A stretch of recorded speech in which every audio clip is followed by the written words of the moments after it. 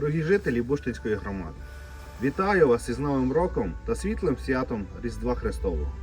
Цьогоріч вже втретє ми зустрічаємо свята з особливим почуттям.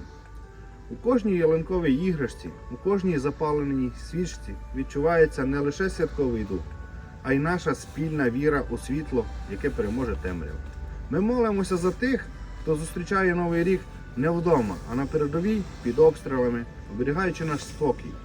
Кожна їхня перемога – це крок до того, щоб наступного року вся Україна святкувала під мирним небом. Тож нехай 2025 рік стане роком нашої перемоги, роком довгоочікуваного миру та нового життя. Нехай у ваших серцях завжди живе любов, у домівках тепло і затишок. А у нас всіх непохитна віра в краще. З Новим роком, дорогі друзі!